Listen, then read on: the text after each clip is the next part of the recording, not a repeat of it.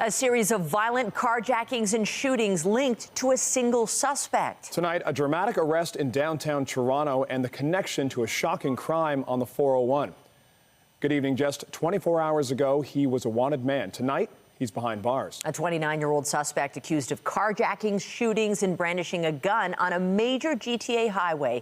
A suspect, CTV News has learned, was out on bail at the time. CTV's Janice Goulding joins us live with the latest details. Janice.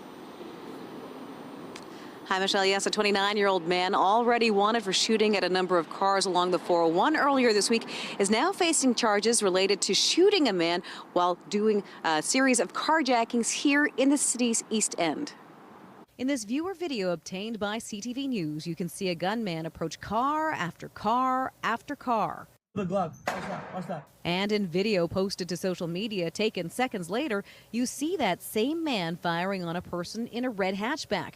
The terrified driver eventually running away before the suspect moves on to yet another vehicle. This is really scary, and this is front of my home, and this is terrible.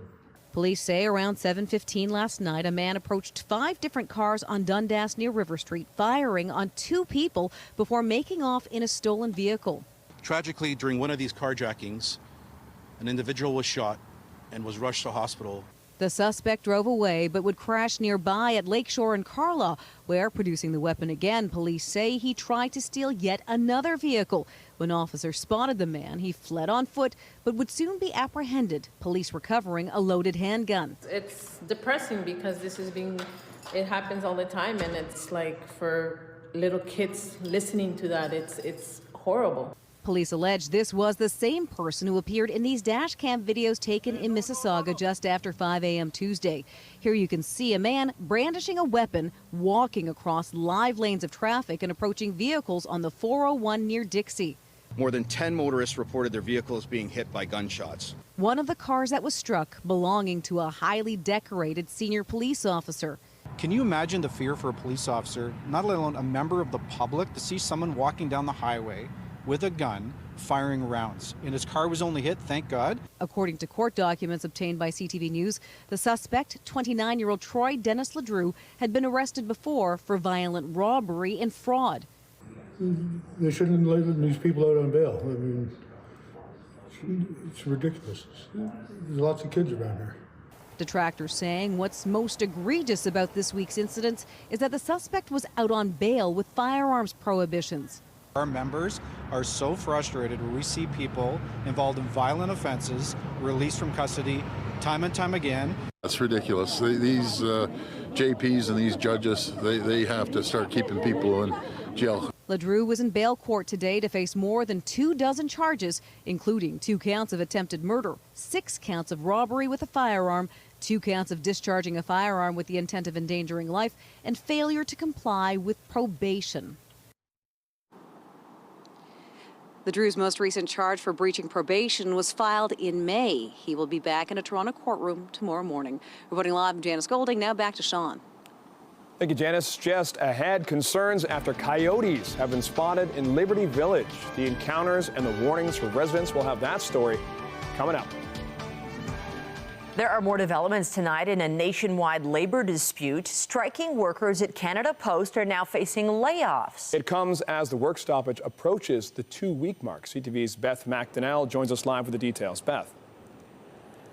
Sean, I asked Canada Post today a few times how many layoffs. Canada Post would only say it affects a limited number of employees, and those employees were contacted directly.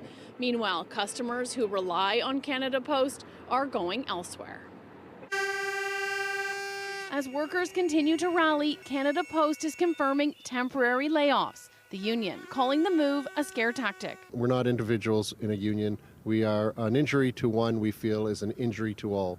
We deserve better than this kind of treatment from our boss. About 55,000 workers walked off the job on November 15th, and since the Canada Post strike, this UPS store in Toronto's East End says business is up by at least 20%. I had a package that I needed to deliver, and so UPS seemed like the logical option considering everything that's going on right now. It's helping customers who normally use Canada Post to send everything from parcels to important documents, and small business owners who depend on the Crown Corporation. I rely on it to mail checks out. I feel our Interact e-transfer system is sort of behind and slow in the times. Small businesses basically have a cap of sending $25,000 in 24 hours. After 2 weeks on the picket line, the Postal Workers Union is dismissing the long-term impact of customers going elsewhere. They've said that before, but the fact is you see a lot of these small businesses. Canada Post is the only realistic solution. We do not want to be out here. We would love to be delivering parcels to our customers, but the situation has forced our hand, and it's time. These issues have been brewing for a long time. Because of the labor disruption, some City of Toronto services are sluggish. For one, it's not delivering parking permits. That means Toronto Police Parking Enforcement has granted a grace period until December 15th for those who already have permits and have prepaid or renewed online. New permit seekers and those who haven't renewed are encouraged to visit the parking office at 100 Queen Street West. Beyond parking, the strike is also hampering hard copies of business licenses, canceling some committee of adjustment hearings because of timing around notifying property owners. It also means garbage tags purchased through Solid Waste Web may not be received, and mailed Ontario Works checks will be delayed. Those affected are encouraged to sign up for direct deposit. Statutory planning and heritage notices may be delayed. Pet owners can expect a delay receiving pet license tags, but dangerous dog tags are being hand-delivered. And utility bills normally sent by mail are being held back until the strike resolves. I also called a UPS store today to get a sense of how much it might cost to send a Christmas card, say, to the UK. By regular mail, that could cost around $7, but the UPS store told me it would cost more than $80 because of the way the company does business. Reporting live, I'm Beth McDonnell. Michelle, back to you. Thank you, Beth. Still ahead, a united approach to tackle Trump's tariff threat, how the premiers and the Trudeau government plan to address high-stakes trade talks with the president-elect. But first, let's take a live look outside. A cool day, some clouds. It's dark early. It's feeling very November. But it's bright and cheery where Jessica Smith is tonight. Our Tory Mountain tour is visiting Legoland in Vaughan Mills. Yes, Jess. Oh, what a fun place for kids. That'll get you in the holiday spirit. Listen, I've already done some shopping myself. Lego is for everybody, Sean and Michelle, and we are kicking off our 29th annual Toy Mountain campaign this week, and it is so exciting. We're down here at Legoland with lots of special people, but I got to get to your forecast first because I do have to do my job before I have just a little bit of fun. And it has been one of those days that's just a very typical November day, you know. We saw a little sunshine. It was really windy out there, but really it is just what we should be seeing for this time of year. Now, temperature-wise, it was a little cool. We're watching for some flurries along those eastern shorelines of Lake Huron and Georgian Bay. And we do have some snow squall watches, warnings, and winter travel advisories through Goderich, Owen Sound, and Perry Sound, thanks to a blast of wintry lake effect snow. Now, as we head through the rest of our evening, it is a little cool out there, sitting right around 3 degrees, and we're not warming up too much more before we head in towards the end of the month, which is on Saturday after all. But we are down here at Legoland getting ready to kick off another Toy Mountain! Even a gingerbread man back there. We have so much more going on for the rest of the evening. Make sure you guys stay tuned. But again, temperature-wise, it's a good thing that we're inside because it's a little chilly outside. But I've got the scouts here, the 18th Willowdale Scouts, because they can help me build a fire outside, I'm sure, if I really needed to, right? Safety first, though, obviously. But we are talking about your forecast. We're talking about Toy Mountain. There's so much to talk about later on in the show. We've got a gingerbread. We've got singers. We've got all kinds of fun stuff. But for now, I'll send things back inside to you guys.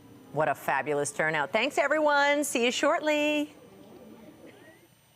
We turn to concerns over coyotes in Toronto's Liberty Village neighborhood. A dog was recently attacked. The scary moments caught on camera. As CTV's John Musselman reports, residents say it's far from an isolated incident.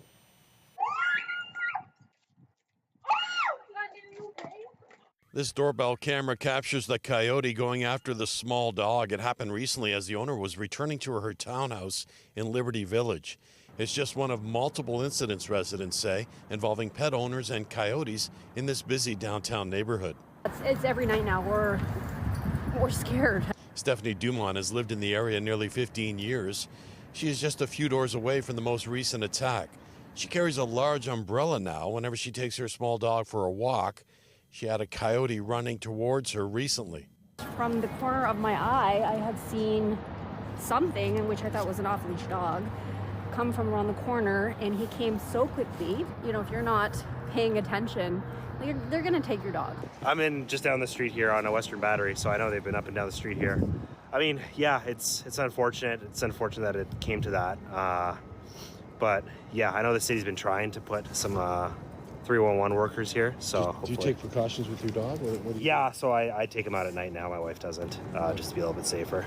The city says it's aware of the most recent coyote incident in Liberty Village. It has held information sessions to bring awareness to dog owners. If residents encounter a coyote while walking dogs, they are advised to pick the dog up or keep the dog on a short leash and move to an area with more activity.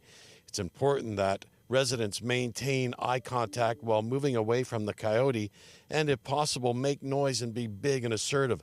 Coyotes are naturally timid and flee when confronted assertively.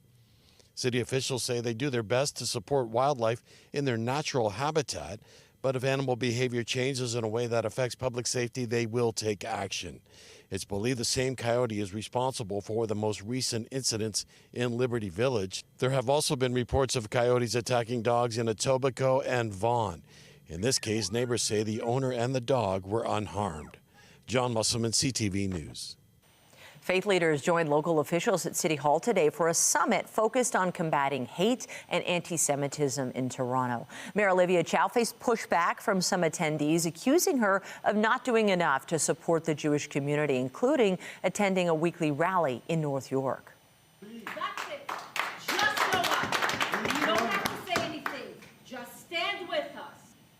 Chow thanked the speaker for the invitation. She also reiterated an apology to the Jewish community for not attending a memorial last month for victims of Hamas's October 7th attacks on Israel.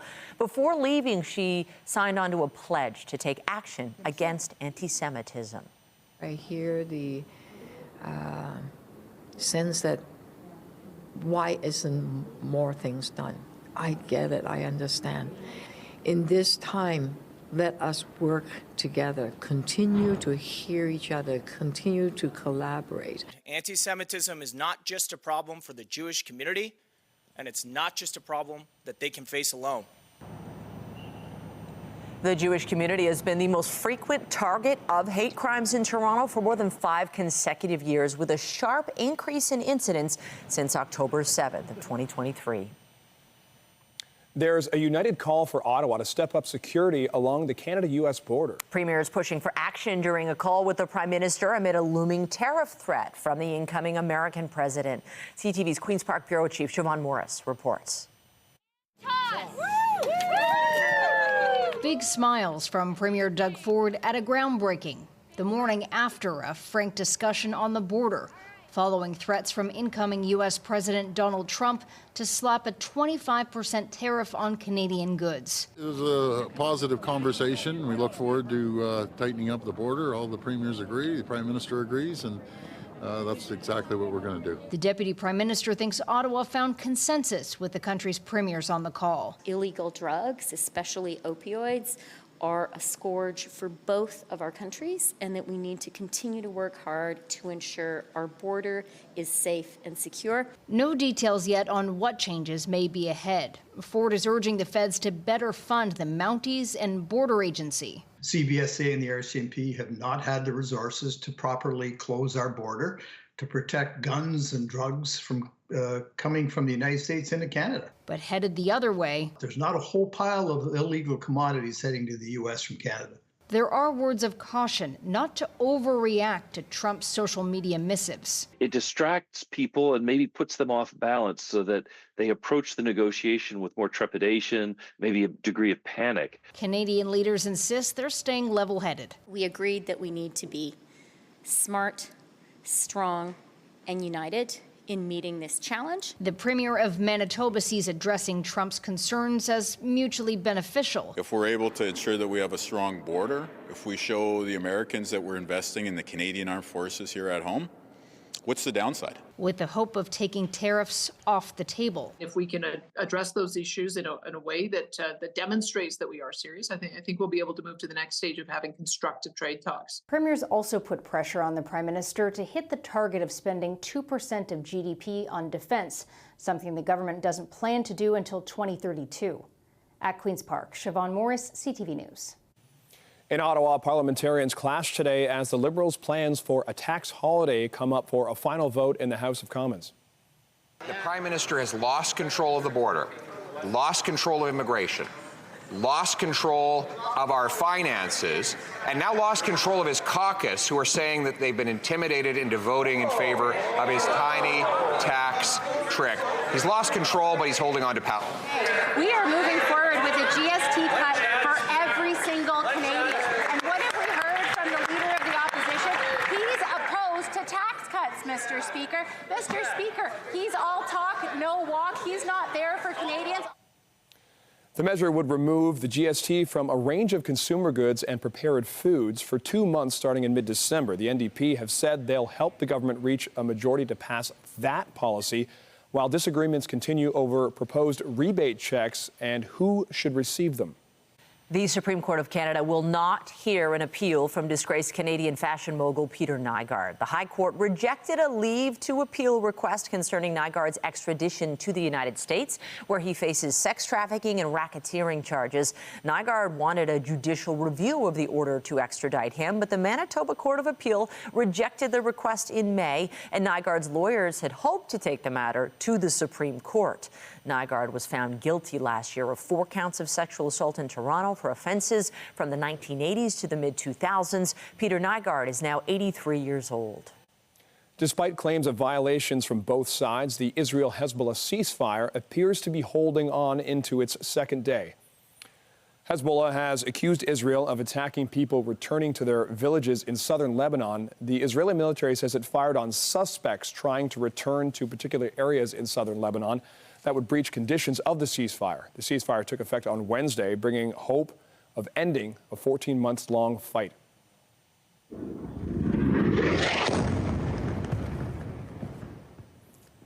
At the same time, Israel is also stepping up strikes in central Gaza. Medics say Israeli airstrikes killed at least 26 people across the Palestinian territory today.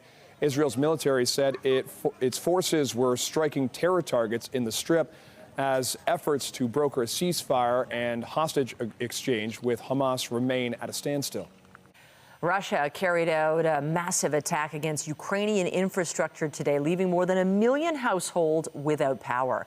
The coordinated assault unfolded over several hours with waves of drones and missiles flying across the length and breadth of Ukraine, making it Russia's second major aerial attack on Ukraine's power grid in less than 2 weeks. The strikes amplified fears the Kremlin aims to destroy the country's power generation capacity before winter.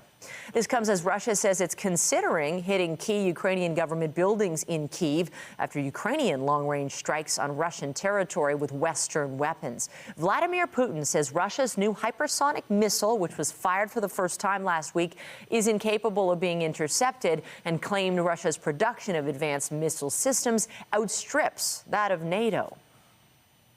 Australia is now poised to become the first country in the world to ban children under 16 from using social media. The legislation is prompting a mix of praise and criticism and questions around how it will be enforced. CTV's Heather Wright has the details.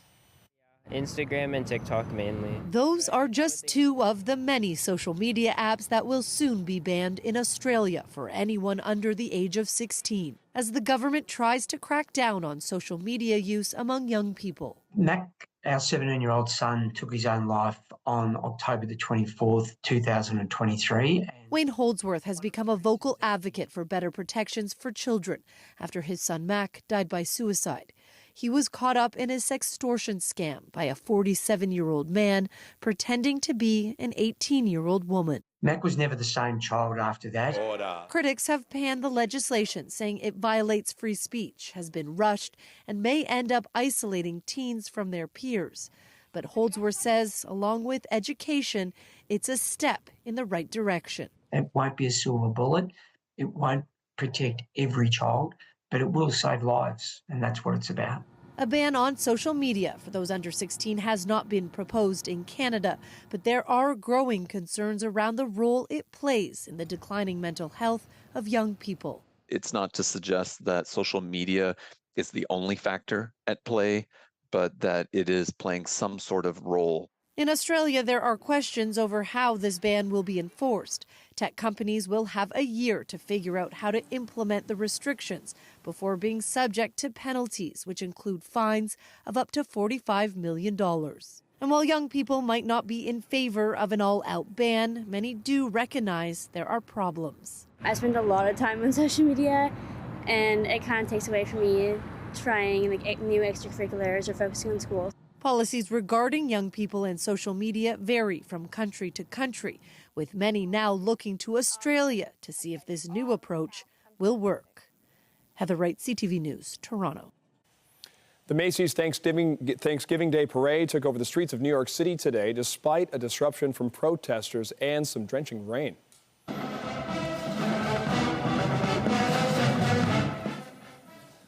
Marching bands and classic characters like Minnie Mouse and Spider-Man made appearances along with giant balloons of newer favorites like Kung Fu Panda. The parade came to a brief halt when it was blocked by a pro-Palestinian demonstration. Police say 21 people were arrested.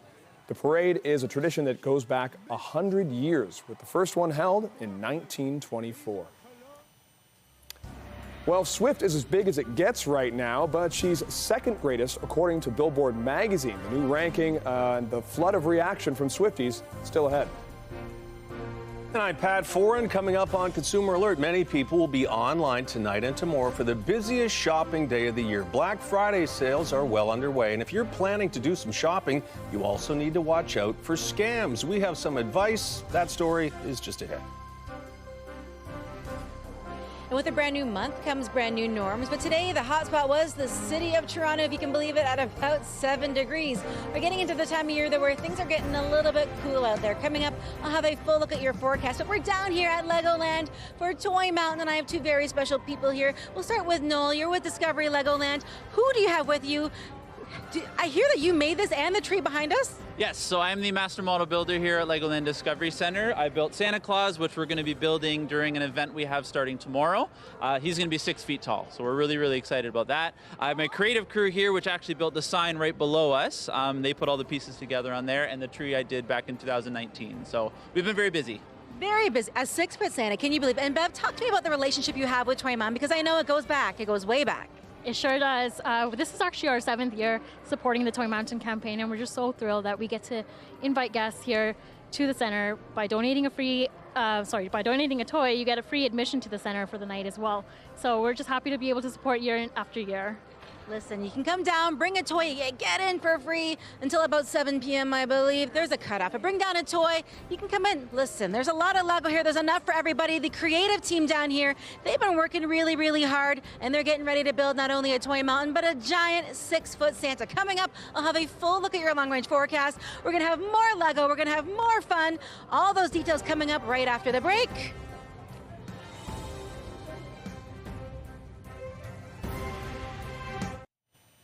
Well, tomorrow's expected to be the busiest shopping day of the year, but you'll probably notice Black Friday sales have been going all week. And if you're planning to go online tonight or tomorrow looking for all those deals, you also have to watch out for scam websites, too. Here's Pat Foran and a Consumer Alert. Pat. Thanks, Michelle and Sean. Black Friday has really morphed into a 2-week event, and many shoppers will be looking for bargains up until Cyber Monday and beyond. Cybersecurity experts say it's also a time when scammers are trying to catch you off guard. Black Friday, once an American phenomenon, is now a Canadian staple. And for retailers, it's officially the busiest shopping day of the year. It's only been around for about 15 years, but in that time, it's really grown to be just absolutely mammoth. Retail analyst Bruce Winder says as it surpassed Boxing Day and Super Saturday, the final Saturday before Christmas, retailers are now trying to stretch Black Friday and Cyber Monday deals over the course of weeks leading up to the holidays. He says if you see a discounted price, it might not get any lower, and this year shoppers are searching for deals. Canadians are looking for any way possible to try to lower their spend for the holiday. With so many shoppers online with their credit card in hand, it's also a time when scammers are creating fake websites and links trying to get your personal information. Go find the things you want to buy and don't let the things that want you to click it find you. Cybersecurity experts say to avoid online shopping scams, limit sharing your personal information, use long, strong, and unique passwords, have a dedicated credit card for online purchases, make sure websites are legitimate and that the browser is secure. If it doesn't say HTTPS and have a padlock, it's probably not secure. That's what tells you that the website you're on is secure and you're more free to give them your personal information. If you're shopping with websites you normally visit throughout the year, you should avoid any fraud-related issues, but beware of links on social media sites with stores you're not familiar with. Winder says this year many shoppers will go with traditional retailers who are able to offer discounts. Walmart will have a really good year. Costco will have a really good year. Dollarama will do well. Sort of the folks that offer really good value are going to do really well. The folks that are a little more mid to higher price point, they're probably going to have a tougher year. And the postal strike is causing concerns for some small businesses. People shopping online at stores that ship packages using the post office may be less likely to make a purchase if they're concerned it won't arrive in time for the holidays. On your side, I'm Pat Ford. If you have a consumer story idea, email us at alert@ctv.ca. We are well on our way to building a toy mountain. And tonight we're visiting what's always a fun stop during our campaign. CTV's Jessica Smith is at Legoland Discovery Center in Vaughan Mills. Jessica. Listen, I am having the most fantastic time. We're building a toy mountain. We're doing your forecast. We're getting it all together as we head through the end of our day today. We're gonna get your forecast out of the way first. I guess I gotta do my job just a little bit, and then we're gonna start talking toy mountain. But temperature-wise, I think it's great to be inside donating toys here at Legoland in Vaughan. You can get in for free before 7 p.m. if you bring a new unwrapped toy. Temperature-wise, though, right now sitting at 3 degrees in the city of Toronto, 2 through Windsor, just 0 in Ottawa, and it is the time of year where we're getting into that really chilly weather. Tonight, we're dropping down to a low just above seasonal, -1, but it will be windy. A westerly wind with those gusts upwards of 50 kilometers an hour. So no matter where you are in southern Ontario, it's a little fresh as we head in towards our Thursday evening. We round out the work and school week unless you have the day off tomorrow. I know some kids do. 2 degrees for the high, mostly cloudy. We're holding off with the flurry activity for now, but that is going to change as we head in towards your weekend. We'll take a look at your systems. We're watching for more in the way of lake effect snow. 'Tis the season to fire up that lake effect snow machine, bringing all kinds of messy weather. But the good news is, at least in the GTA, it's staying pretty far away from us until about Sunday, and then we see it start to trickle in. So we'll time it all out for you to help you plan your next few days. Again, this evening, it's really not too bad. Maybe a light flurry, but it's likely kind of melting on contact because we're still relatively mild. Into your Friday, lots of cloud cover out there, still pretty gusty out there, and that's what's kind of firing up those lake effect winds, prompting some snow squall watches and warnings in towards Lake Huron and Georgian Bay. We get into your end of your Friday, and honestly, not a bad Friday night. A little cool out there, but overall, it's not too shabby, honestly. We get into our Saturday, a little cloud cover. That snow is inching closer and closer, but the bulk of it really that falls for us is likely into our Sunday, and we're looking at trace amounts at best. Heading into the next 7 days, we're holding on just around that seasonal point or below as we head in towards your Friday and Saturday. And then December, heads up, it begins on Sunday. So in case you weren't ready for the holiday shopping, it begins on Sunday. Heading in towards the bulk of next week, we're holding on just around that seasonal point or below. And we're kind of tiptoeing into what is going to be a cooler couple of days. I want to switch gears, and we're going to get back to Toy Mountain. We're here at Legoland. I'm joined by Daniela, and you guys have been partners for a long time, and you have a very generous donation you guys want to talk about. Tell me all about it. Wow. So again, Lego Canada has been a long-standing partner of the Toy Mountain. And once again, we are here to present a donation worth more than $55,000. That's just a round of applause, guys. Come on now. So generous. What is it about this kind of season of giving that really inspires you guys to give back? It's really the smiles that we can bring to all those kids. That's worth thousands and thousands of smiles and really makes the holiday season of many kids. That's what really makes us smile too.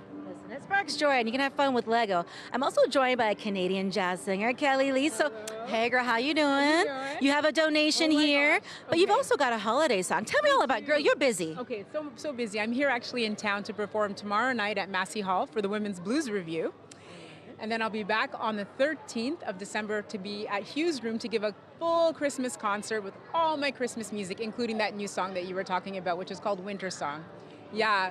But come on, I was so excited when I was asked to go shopping because I don't know if your camera can see this, but these are the dolls that I would have wanted to get. I know you're getting excited. I know. Listen, I don't think I've ever had a doll that has had hair like me, so that's pretty cool. I know. And then look, glasses. Barbie with glasses. Shout out to representation. Kelly, thank you so much. I'm going to switch gears because although I do love toys, you also like pancakes. I also really love pancakes. And I talked to my friend Raj over here. You guys have been partners with Toy Mountain for a long time. Why is it so important to you to stay connected and to give back? This will be our 10th year participating with Toy Mountain and Salvation Army. It's always nice to donate a toy to a child and put a smile on their face. It's really proud that three of our restaurants have participated this time. We hope to raise more than 500 toys this year.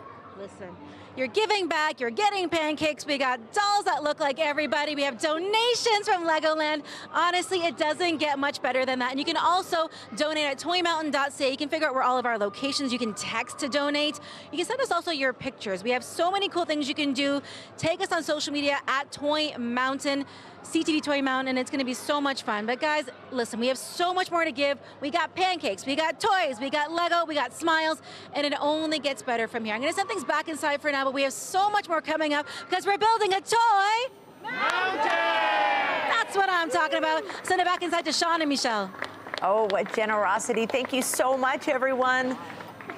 Coming up on CTV News, a new drug could help those living with epilepsy, but negotiations to have the province pay for it are stalled. We'll have more after the break.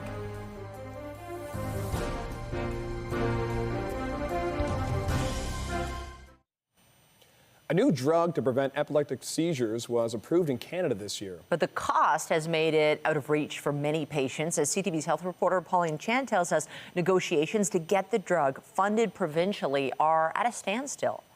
Adam Sweet had his first seizure in 2019 and since then tried several medications and dosages to control his epilepsy. I think that the worst was probably close to in the range of about 10 seizures a day, of varying severity. A third of the people that are living with epilepsy are living with what's called refractory or drug-resistant epilepsy. And so when new treatments come on the market, it is a big deal. This past January, Adam was able to get access to a new drug. Xcopri has been used in the U.S. for about 5 years, and this year, Health Canada gave its approval here. The evidence supports up to a 20% reduction in seizures for hard-to-control epilepsy, where other adjunct therapies perform in the 3 to 4% range. The problem is that it's not yet covered by the provinces, and the Pan-Canadian Pharmaceutical Alliance halted negotiations to arrange provincial funding in October. Adam spoke recently at Queen's Park about the dramatic difference the drug has made in his life. Since January 12th, I've had 73 seizures, which broken down will get you to about a seizure every 10 days. Unfortunately, at this point, I cannot prescribe it to anybody who does not have a private drug plan, which is difficult because many of my patients can't work. And if they can't work or they're very disabled, then that makes it much more difficult. Dr. Berkovich and the Canadian Epilepsy Alliance urge negotiators to return to the table. My hope is that I can get them to feel like they're able to work, be able to be independent, and that's what I want for my patients. Xcopri costs about $3,000 a year for most patients, which the Alliance says is in line with other existing epilepsy medications. Pauline Chan, CTV News. Scientists in the UK are sharing the results of a study that could pave the way for a new treatment for severe asthma. Researchers were looking at 158 patients at high risk of an asthma or COPD attack. For 5 decades now, the standard treatment is an oral steroid that prevents recurrences or worse outcomes. But the authors found that patients who received an injectable antibody drug used to treat a breathing disorder were 30% less likely to need further treatment. The findings were published in the Lancet Respiratory Medicine Journal. The province is expanding the list of healthcare services that can be provided by nurse practitioners. These changes will improve access to care for Ontarians across Ontario, especially for Indigenous communities and those living in rural, northern, and remote communities. Starting July 1st, nurse practitioners will be able to order and apply defibrillators to give faster care to someone in cardiac arrest. They'll also be able to order and apply a cardiac pacemaker and perform electrocoagulation to treat some skin conditions. The province will authorize nurse practitioners to certify death in more circumstances, and registered nurses will be able to do so when death is expected. Billboard magazine has named Taylor Swift the second greatest pop star of the 21st century.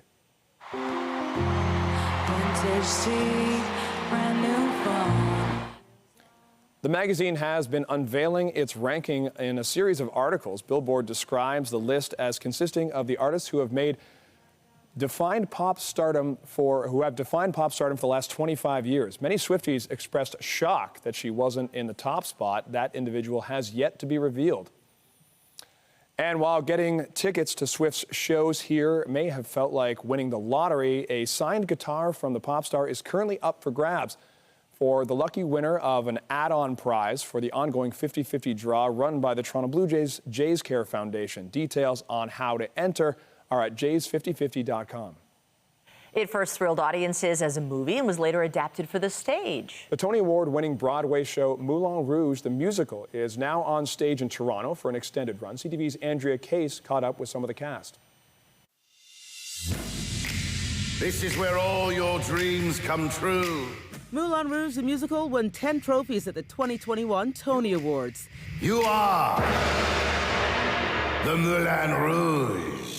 Now, the touring show based on the Oscar-winning film's adaptation is on stage now at the CAA Ed Mirvish Theatre. Kent Overshone saw the film as a teenager 23 years ago. The movie changed me when I was a kid. I used to carry around a binder that had the movie script in it. And on the cover of the binder, my friend printed up a bunch of pictures from the movie. And I would carry that around from the age of like 13, 14 on. So it's just a dream to be in the show. I said, one day if they make a second film or if there is a theater production, I would love to be a part of it. And the universe conspired in some way, and here I am. He says he found a place where he belonged, and he still has that copy and travels with it to this day. Musical theater wasn't his first love. As an apprentice with the Oakland, California Opera Theater, he was cast in a small role in a production of the musical Ragtime, and he was hooked. Oh, I can't just sing. Singing, dancing, and acting, being able to do all three of these things, to tell a story, to be able to have that exchange with an audience and not just do it through music, it changed my world. He first began playing the role of Howard Zidler, the famed Paris nightclub's troubled proprietor, in 2022, and recently returned to the role. The show is sprinkled with familiar chart-topping hits. There are points, especially in the end, I won't give too many things away, where we invite people to join us in this sort of celebration of song. You can join the fun at the CAA Ed Mirvish Theatre until January 12th. Andrea Case, CTV News. After the break, raising the flag on the Toronto Scepter's season. New name, new venue, the excitement for a new era of hockey.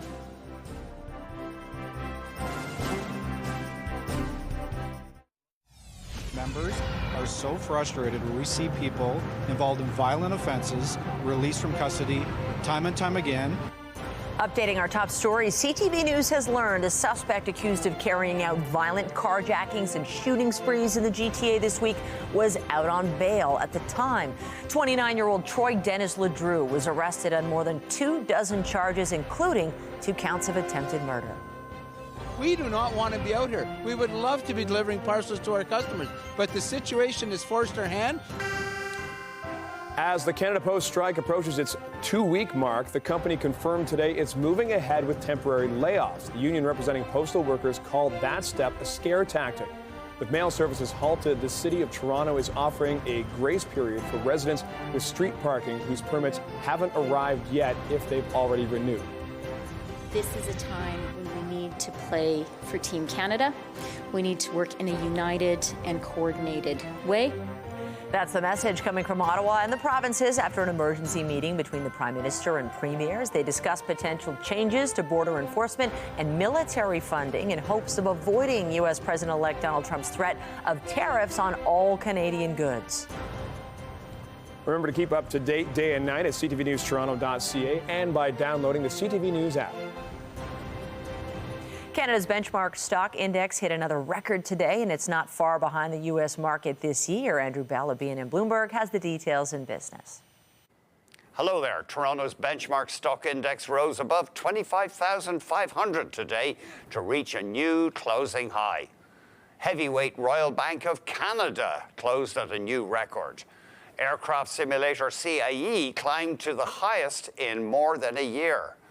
Investors also bought into pipeline giant Enbridge, which offers a fat dividend yield of about 6%. The Toronto Composite Index is now up almost 22% so far this year versus a gain of just under 26% for America's S&P 500. The Canadian dollar traded at 71.3 US cents, up about 0.15 of a cent. West Texas Intermediate oil was at $68.88, up 16 cents. Our latest fix for Western Canadian Select oil, $55.94 US a barrel, down 1 cent. And the TSX Composite closed at its new record high of 25,543.52, up just over 55 points. That's the latest in business. I'm Andrew Bell of BNN Bloomberg. The Business Report is brought to you by Canadian Western Bank, the bank built for business. As the new year approaches, the Canada Revenue Agency has announced how much money Canadians will be able to transfer into their tax-free savings accounts in 2025. Officials say $7,000 of contribution room will be added to TFSAs, matching the amount for this year. The CRA says someone who's never contributed to their account and was 18 or older in 2009 would have $102,000 in contribution room. The Raptors marked a season first in New Orleans last night, a win on the road. Shed. Battle another three! The Raptors took an early lead and were able to build on it. They ended up winning the game 119-93 over the Pelicans, who have just 4 victories this year. Okai Abaji and Jamison Battle each scored 24 points as the Raptors hit a season-high 21 threes. The team will be back on the court tomorrow to play the Miami Heat. Dollars down. Ekblad again. One time across. Scores. The Leafs were looking for a 5th straight win when they faced off with the Florida Panthers last night. The Panthers took a 2-0 lead in the first and were up 3-0 in the second before the Leafs got on the scoreboard. The goal by Mitch Marner was all the Leafs could manage. The Panthers win 5-1. The Leafs were without captain Austin Matthews once again, but he may return for Friday's game against the Lightning. We were born to rise, to excel, to inspire. And the countdown is on ahead of the second season of the Professional Women's Hockey League. The Toronto Scepters flag has been raised for the occasion, with the team preparing to host Boston on Saturday for its home opener. Jess. We are down here at Vaughan Mills at Legoland. We're getting ready to build a Toy Mountain. We are celebrating the 29th annual anniversary of Toy Mountain. When we're working hard here, we have the whole team being put to work. Coming up, we'll have more on all the amazing donations, how you can get involved, and a little more on your forecast a little later on in the show. But right now, Charlie and Farr and I are working very hard to continue building a Toy Mountain. Tonight, when the divine goes digital. In the face of adversity, love and faith are your steadfast guides. What happens when you let an AI Jesus take confessions? We'll have more on this test of faith with a high-tech twist later on CTV National News. Welcome back. We're building a Toy Mountain. And what better way to do it than with Lego of all things? Our Jessica Smith is at the perfect place, Legoland at Vaughan Mills. What a haul tonight, Jess.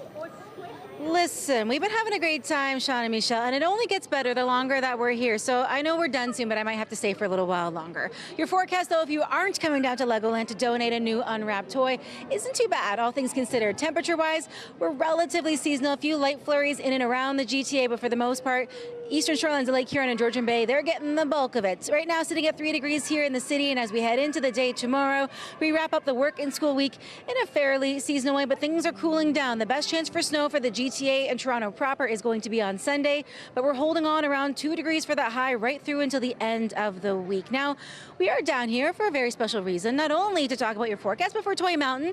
I'm joined by Carla. You're with the 18th Willowdale Scouts. You guys have a donation, I think. We do. So, making me do math on air. Listen, we're going to do it together. How can I help you? 1, 2. I'm counting how many people I have. I lost count after 4. That's okay, but you have a donation. We do. So everybody here donated 1 toy. So we're looking at about, I'll say, 40.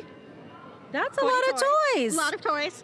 And that includes those that couldn't join us tonight because this is just a segment of the entire group. Listen, we have a large group of kiddos helping us out today. You can always go to toymountain.ca for more information and click Toronto to see where we are because you want to follow around because we're building a toy mountain! We're going to keep on having some fun here. We'll send things back inside, but we're still building that brand new and big toy mountain! I think they're a little excited. We'll send things back inside. They're amazing. Thank you, kids. Thank you for your generosity. Bye. That's it for us, but you can join Omar Sachedina tonight at 11 for CTV National News, followed by Zoraida Allman with your next local newscast at 11:30. In the meantime, our coverage continues anytime on CP24 and online at ctvnewstoronto.ca. For Jessica Smith and all of us here at CTV News and all those fabulous kids and participants today, that's it for us. Have a great night. Night.